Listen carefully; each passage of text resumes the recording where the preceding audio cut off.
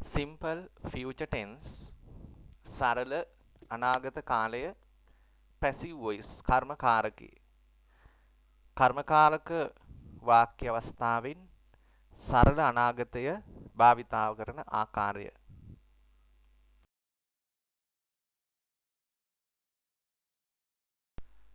සරල අනාගත කාලයේදී ඒකවචන හෝ බහුවචන කර්මකාරක වාක්‍ය නිර්මාණය කිරීමේදී මේ දෙක සඳහාම අපි භාවිතා කරන්නේ will be.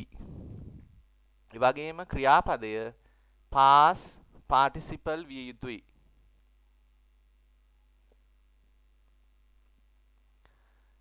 ඔබ්ජෙක්ට් එකේ එකවචන වුණත් බහුවචන වුණත් අපි will be භාවිතා කරනවා. ක්‍රියාපදයේ past participle විය යුතුයි. Examples: he will lay the foundation. ඔහු පදනම යොදයි. The foundation will be laid by him. ඔහු විසින් පදනම යොදයි. She will deliver the speech. ඇය කතාව පවත්වයි.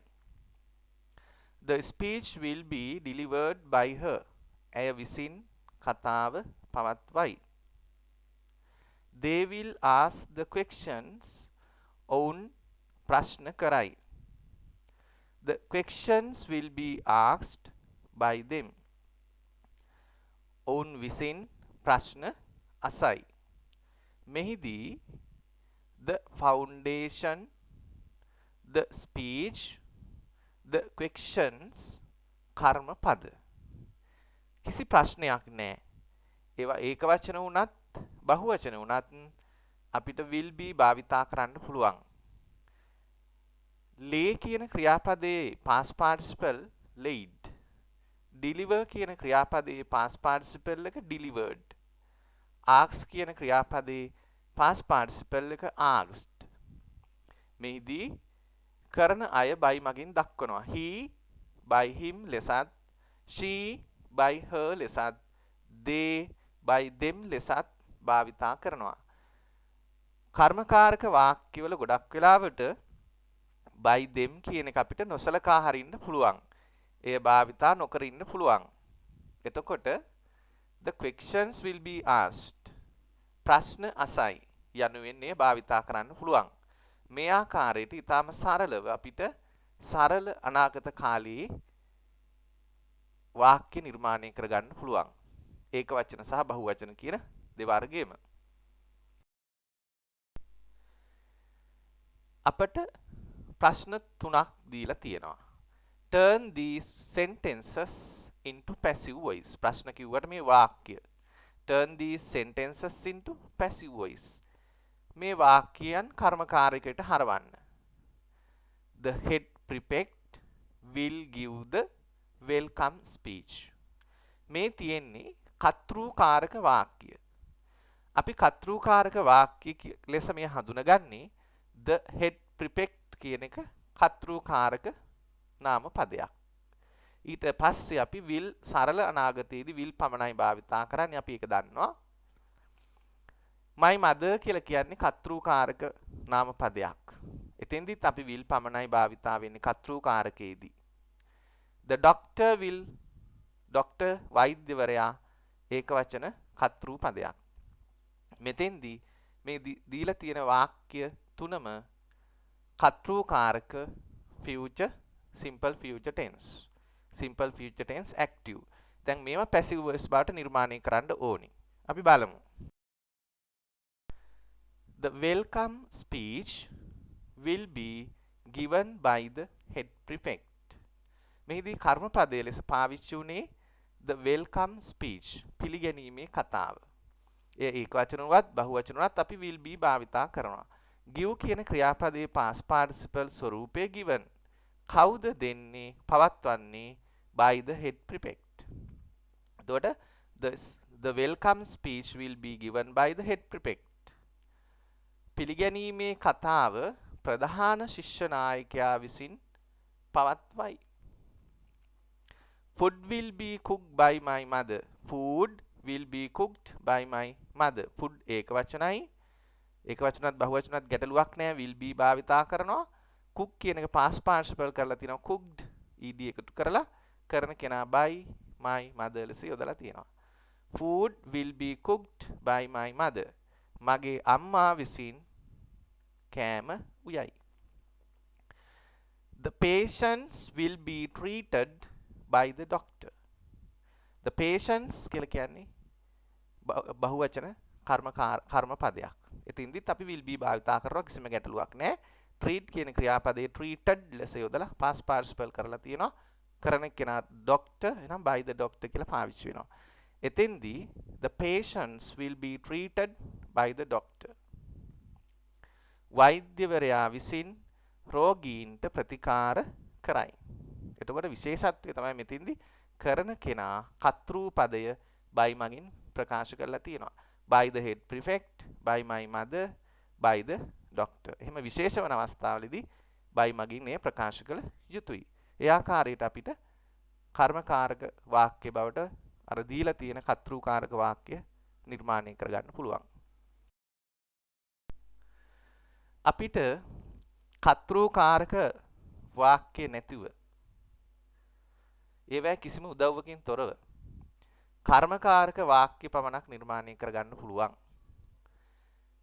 The musical show will be held on 10th July. ජූලි 10 වන දින සංගීත ප්‍රසංගය පැවැත්වේ. එතකොට the musical show කියන්නේ කර්මපදය will be අපි භාවිතා කරනවා අනාගතය ප්‍රකාශ කරන්න. hold කියන ක්‍රියාපදයේ past participle ස්වරූපේ held ලෙස යොදනවා.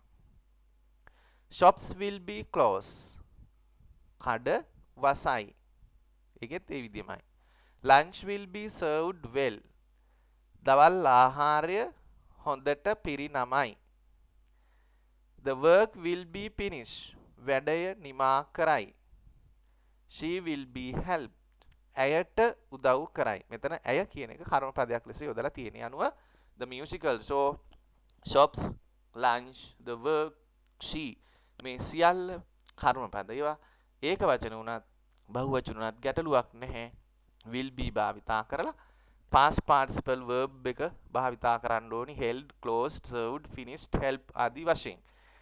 ඒට සමාන්තරව අපි එම ක්‍රියාපද භාවිතා කරනවා. එතකොට ඉතින් කරන කෙනෙක් මේකේ විශේෂයෙන් දක්වලා නැහැ. එම නැතුව භාවිතා කරන්නත් පුළුවන්. මේකේ ප්‍රශ්න හදන්නත් පුළුවන් අපිට අර විදිහට. shops will be closed. කඩ වහයි. will shops be closed? කඩ වහයිද? shops will not be closed. කඩ වහන එකක් නැහැ. will shops not be closed? කඩ වහන එකක් නැද්ද? shops won't be closed. කඩ වහන එකක් නැහැ. won't shops be closed? කඩ වහන එකක් නැද්ද? එතකොට will not කියන එක කෙටි කරලා won't ලෙස අපි යොදනවා.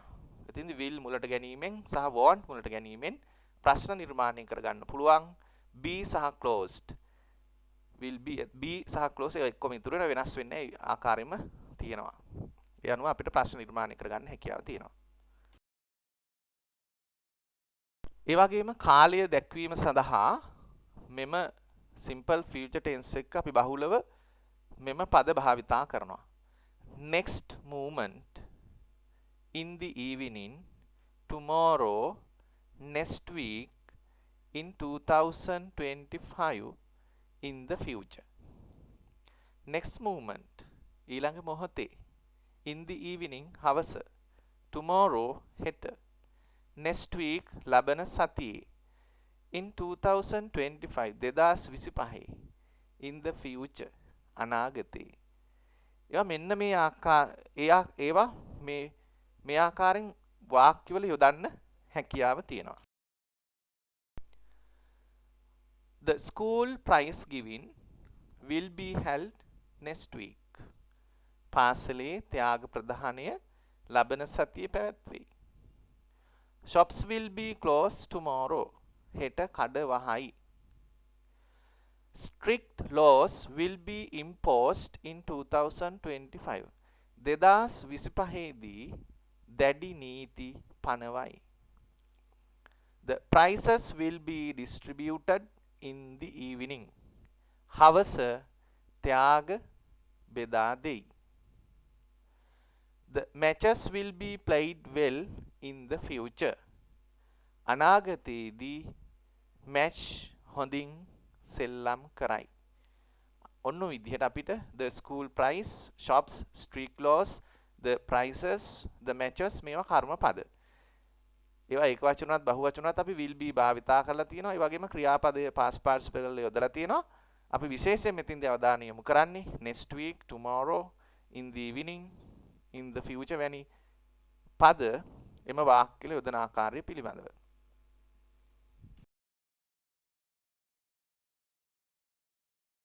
අපිට WH ප්‍රශ්නත් මේ ආකාරයෙන්ම නිර්මාණය කරගන්න පුළුවන්. The match will be held. match එක පැවැත්වෙයි. When will the match be held? කොයි වෙලාවද match එක තියෙනවා ඇත්තේ? Where will the match be held? කොහෙද match එක පැවැත්වෙනවා ඇත්තේ? Why won't the match be held? ඇයි match එක පැවැත්වෙන එකක් නැත්තේ? You will be asked 2 questions. ඔබෙන් ප්‍රශ්න දෙකක් අහයි. එතකොට how many questions will you be asked? ඔයාගෙන් ප්‍රශ්න කීයක් අහයිද? මේ තැන්වලදී will the match be held කියන තැන්වල අර when where පාවිච්චි කරලා තියෙනවා. won't the match be held එතන මුලින් අපි why පාවිච්චි කරලා තියෙනවා. ඒ වගේම මෙතෙන්දී you will be asked ඔබෙන් අහයි. ඒකේ ප්‍රශ්නය will you be asked? එතෙන්දී අපි how many questions කියලා අර එකේ මුලට තියන්න ඕනේ. ඒ ආකාරයට භාවිතා කරන්න පුළුවන්. එතකොට the match will be held එහෙම නැත්නම් the match will be played කියලා ගන්නත් පුළුවන්. ඒ සමාන අදහස් ඉතින්දී අපිට ලබා දෙන්න පුළුවන්. right.